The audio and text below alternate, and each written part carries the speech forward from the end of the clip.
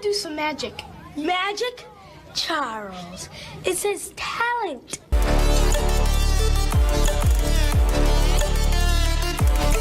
Man, I know no one watches these vids, but for those 4 people who like my lawful neutral characters, thank you. At least you guys appreciate this series. Alright, chaotic neutral characters. Doesn't matter if these characters want to fall under good or evil, all they really care about is creating a little bit of mayhem in the process. These characters might have a good heart and are willing to help out people from time to time, but they're also not committed to this and don't feel any remorse for their actions. These guys just do whatever they want and care less about consequences. They may be free spirits, but they're also crazy. Some examples of chaotic neutral characters are the Gadfly, the Playful Hacker, sociopathic heroes, the Shock Jock, or just trolls if they're not evil. And of course, as always, only animated characters. So, with that out of the way, here are my picks for the top 10 chaotic neutral characters. Kicking off this list is probably one of the grumpiest animated characters in recent memory. Someone who uses the word revenge more than 1,000 times. Whether the certain revenge is on the fictional Wolfman or just the country of Canada in general. Look no further than this temperamental man with a shirt that has the word jerk on it. Shut up! What are you, stupid? I said shut up! Okay, bye, Grandma. Dan is a very short-tempered and violent man who swears vengeance on pretty much anything that bothers him or causes him misfortune. This attitude does leave him treating his friend Chris and his wife Elise like trash. Anybody want anything? Only my sweet, sweet revenge. And maybe some peanut brittle. I want the peanut brittle! But he does have his moments showing that he does appreciate what they do for him, and does care deep down. Usually, he's mostly violent towards people that have it coming, like this barber and also telemarketers. His antics are pretty fun to watch, but I would probably not get on his bad side. I'm sure many people on the show can agree with that statement. I like it. Mangled bodies of charity workers scattered all over the place. The streets will run red with blood. Fuck you. Adult Swim has a ton of zany and unhinged shows in their catalog of programs. You got newfound fan favorites like Smiling Friends and Common Side Effects, to more underrated cult followings like Moral Oral and Home Movies, each with their own zany and chaotic characters who would fall under this category. But what about Adult Swim's more bizarre shows, the ones people kind of forgot about? What about a certain Renegade Angel? They told me you weren't real! They said you were a nightmare! Not real, huh? Is this a nightmare? A nightmare? This pseudo-shaman is seen in a more negative light than what he hopes to be, due to the inconsistent nature of his show. Look at the two of us. We could be like Beauty and the Beast. What do you say? Will you be my beast? He genuinely wants to help people and become a spiritual mentor, but his wacky design and naive and dim-witted nature makes it hard for him to become a competent hero. He can quickly turn against others and bring total destruction to his environment, and go as far as breaking reality himself. He attempts to do right what he sees as wrong, but ultimately causes plenty of death. Well, he definitely puts the Renegade in Renegade Angel, huh? A dead child is like pudding. The proof is in the fact that he probably looked like pudding when he got hit by that car. And I think it's time you be putting his chocolate memory to rest. One of the few aspects of the character alignment revolves around their occupation. Like, for example, if one was a doctor, you would most likely put them in the lawful good territory. You know, if they weren't like an evil doctor. Or if they were a mass murderer, then bam, chaotic evil. A secret agent? Well, now we're kind of pondering on that idea. They could be working under the secret services, or just under a contract for an evil genius. And then, you got a spy who happens to still keep his job after tons of mishaps and screw-ups, because your mom happens to be your boss. I'm always insistent, Woodhouse. Yes, sir. But I'm not to be trusted, am I? No, sir. Stop. Shut up.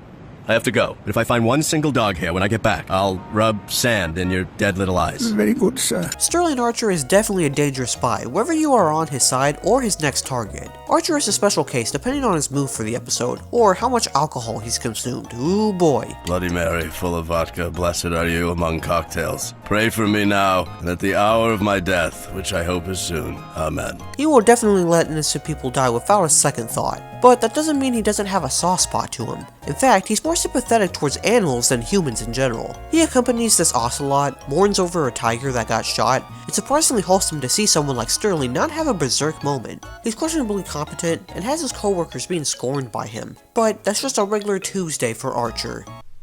Lana. Lana! What? Danger zone. So, back when I was doing my chaotic good characters, I put Kyle from South Park on that list. While he has a good moral compass, his true intentions lead to more dire consequences in the long run, but still a very good and noble kid. Now, if we were looking at one of the main boys that would fit a more neutral moral ground, but still has that rebelliousness like Kyle, then our orange parka wearing friend would definitely fit right at home here. Isn't that great? He's just getting high on life. Yeah. Kenny will definitely go along with his friends, whether they're trying to do a good deed every now and then, but he's more the hedonist of the group, finding absolute pleasure in anything he can find, whether it's sniffing cat urine or just enjoying some nice Peruvian flute music. Look at him go! He's also not afraid of shooting at animals, doesn't care about Stan's motivations to save whales, and even joins in on Cartman's more sinister schemes every now and then. Why did I agree to this? I don't even have a machine to play Fallen Order on. If there was anything good about Kenny though, is his superhero alter ego Mysterion, one of the coolest and best superheroes of the Boys Super League. Yeah, well, you cannot know my true identity either. I assume you must be Cartman, because you're fat. Superheroes rarely show any sign of chaos, unless they have a screw loose. In many cases, they would often be labeled as anti-heroes for that matter, especially if they don't fight for right or for wrong. Characters like Deadpool and The Mask definitely fit this criteria. But there is one superhero who definitely fits both the chaotic side of justice, and just follows in their own path with no moral compass whatsoever. And this character definitely aged rather impressively, before the whole internet culture took wave. Hello, Destiny! I was seeing your friend Duty! He says very bad things about you! Have I got time for another gawking at the girls through binoculars gag? I like those. Dexter Douglas was a regular computer nerd, until a computer chip overloaded and caused his mind to merge with all the information of the online world, and thus became Freakazoid. He chose the name, that was his decision. It's gotta be a nightmare. I'm freaking out! I think he said the secret word. Bazinga. Freakazoid personifies chaos. While he does follow the law, that's only on certain occasions. He drives villains insane, and pretty much does what he feels like. Good thing Sergeant Cosgrove is there to steer him in the right direction. You know, most times. Nothing will stand in my way! Hey, Freakazoid, wanna go out for a mint? Okay. In the universe of Invader Zim, an alien species known as Urkin have a goal to achieve universal conquest around many different planets, and alongside these Urkins are their personal robot assistants, known as Sirs. Our main Urkin protagonist, Zim, is an outcast to the Empire, and therefore, with being tasked to conquer Earth, gets a busted up version of these Sirs, named Gur, who was hastily made by spare parts of a trash can. Gur, reporting for duty. Gur? What does the G stand for? I don't know. Gur takes this alignment to the extreme. Every Hot Topic e-girl's favorite little robot has taken chaos to a whole new level. I mean, every second of screen time this guy gets is usually unhinged anyway. What happened? How did you run out of fuel that quickly? I emptied it out. Emptied it? Why? To make room for the tuna. Look for them in your grocer's freezer. His only motivation is his own amusement. Sometimes Gur will act like a real service robot, but only for a little amount of time, as he is too insane for any consistent help from Zim. I'm gonna be sick! The tallest call him advanced, but by that, they really mean moronic. Any sane mind might crumble dealing with Gur. Well, he still has a huge fan base. I'm gonna sing the Doom song now. Doom, doom, doom, doom, doom, doom, doom, doom, doom. Flanderization has become a popular term for certain characters with a long-running series. I mean, look at the main de facto character who coined the term, Ned Flanders from The Simpsons, becoming a one-dimensional caricature of their own selves, being simplified and exaggerated over time. The same goes with Family Guy. Brian, who was the voice of reason, just became a liberal hypocrite, and the less to say about Quagmire, the better. Giggity, giggity, giggity, giggity, let's have sex! But how about the main character of the show, Peter Griffin? How did he end up?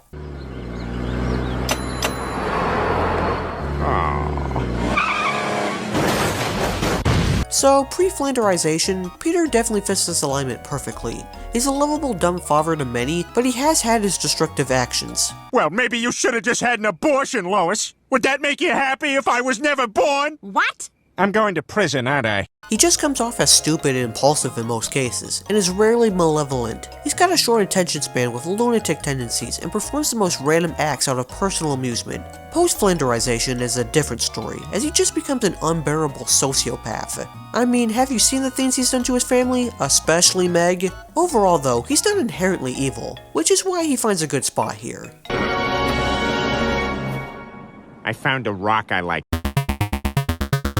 So, as I mentioned with Freakazoid, most superheroes usually fall under their natural alignment between being good and lawful, while most villains usually tend to be on the evil side, usually neutral or chaotic depending on the circumstances. Let's take the Batman franchise for example. Batman himself has always tended to be on the good side of morality, differing between lawful to chaotic ethically. Joker, well, this man is a deranged lunatic, so you already know where he's put. But what about the mad clown's on and off again girlfriend Harley Quinn? Well, averaging out her alignment on all incarnations of the character, I think she places perfectly here. Knock knock, Puddin'. Say hello to your new improved Harley Quinn. Not counting any live action or video game counterparts, her animated appearances, starting from the 90s all the way through now, are chaotic neutral. She's not strictly evil, and just sighs at the slightest prompting, but will always go back to the evil Joker, or Mr. J in her words. Mr. J. Harley. And hey, this was an original character too, debuting in Batman the Animated Series and becoming so popular she finally got to be a part of the DC Comics,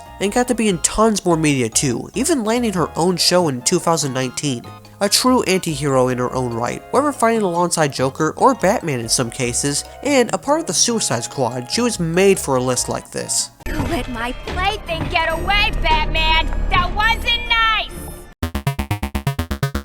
Scientists usually stick to their own lane. They prefer working on their own experiments, showing how truly genius they are. Now, every now and then, they could be helping out the government with a worldwide problem, or helping a villain take the whole planet down. I invented a child molesting robot. But there's one genius who just has a disdain for pretty much everything. Man, he and Dan would get along fine. I'm the Rick, and so were the rest of you before you formed this stupid alliance. You wanted to be safe from the government, so you became a stupid government. That makes every Rick here less Rick than me. Rick Sanchez is a jaded yet brilliant mad scientist who is the inventor of many things, including the ever so popular portal gun, which allows him to transport through different dimensions. With this, he has become somewhat infamous among the universe as one of the most intelligent and most dangerous people alive. Not so fast, Sanchez. It is I, Cookie Magneto. What the f***? Rick isn't too keen on rules and order, and is extremely reckless and amoral, but has just enough kind moments towards his family that leads him off evil territory. He's an alcoholic, has tons of mental health issues, and generally isn't a nice person to be around most of the time. Even his grandson Morty knows this, him being around Rick the most. Rick is a genius, but that genius can do some pretty messed up things. It hits hard, Morty, then it slowly fades, leaving you stranded in a failing marriage. I did it. Your parents are gonna do it. Break the cycle, Morty. Rise above. Focus on science. Before we get to my number one chaotic neutral character, here are a few honorable mentions. So anything bad I do from now on is nothing. And if I have to break some rules so I can fix what I busted, maybe, just maybe, I won't end up getting busted at all. A master of mischief, Blue is one of the imaginary friends who resides at Foster's, and is best friends with Human Mac. He's never malicious enough to be evil, but can be rather selfish to be good. At least he's not bendy, though. Say, you wanna play tag? I'm it. What would happen if a young child happened to have godlike powers? Well, you get this little cretin. Obviously oblivious to his actions, the Collector naively helps out with a genocide of all things, but does redeem himself in the end. Still, a genocide. Oh boy, people would not like this kid if he was real. You came out of this hole. This is where I was made, dude. One day just right out of this hole. It's weird calling Amethyst a chaotic neutral character, but in a way, she's a wild child barely having any control of her power, and when she's not fighting, doesn't take things too seriously, and gives pretty terrible advice to protagonist Steven. I'm Marceline, the Vampire Queen. Are you gonna smash my skull and breathe my blood mist? Don't suck our blood. Calm down, weenies. I'm not gonna do that. She may be one of Finn's best friends, but in the beginning she was definitely a menace. She kicked Finn and Jake out of their treehouse, which she claimed was initially hers, and also plays tricks on Finn when he briefly becomes her henchman. Extremely unempathetic, but she's not incredibly cruel, and simply does what pleases her. Yo, I heard the presidential limo's gonna be like a crazy pimped out Cadillac now, with rims and like machine guns and lasers. Riley really just wants to live the thug life, given he aims to be a thief or a drug dealer, but his complete incompetence pushes him to be in this category instead. And with that, let's get to my number 1 pick. So my number 1 chaotic neutral character may ruffle a few feathers. After all, this iconic animated character has been seen as more chill and mellow in recent years. But there's a reason this character became so iconic in the first place, and that's when they didn't choose sides. They were a menace in their own creative way. The Looney Tunes is a cultural staple for animation, with tons of classic characters from the likes of Porky Pig, Elmer Fudd, and the underrated Gossamer, who I just made a video on and you should definitely check it out on my channel. But none of these characters are really considered chaotic neutral. Well, what about Daffy Duck? He's got that loony charm to him that puts him both in a heroic and antagonistic role. But usually, when he's in an antagonistic role, he's usually butting heads with our true number 1 pick. 1 cup of blackstrap molasses coming up. Funny, I didn't think molasses would run in January. Bugs Bunny is the all-time champion of screwball mayhem, and the ultimate trickster and wisecrack in all of animation. See, Rocky, he was certainly kind-hearted. In his early years, he was always messing with predators like Elmer Fudd and Beaky Buzzard, but also went against more neutral characters like the aforementioned Daffy and Cecil Turtle. Over the years, he's been playing the straight man to more wacky characters, and in some cases, you could consider Bugs to be chaotic good. But, I don't know, Bugs always seemed like someone that would go after anyone if they genuinely ticked him off. You know what they say, this means war. Of course, you know, this means war. And there you have it, my top 10 picks for the most chaotic neutral animated characters with a few honorable mentions too. If there was someone you think deserved to be on this list, feel free to leave a comment down below. Next up, we're finally reaching the final third of the series with the truly evil characters, starting with the most lawful of them. But until then, please like and subscribe if you're digging with the series, and I will see you next time.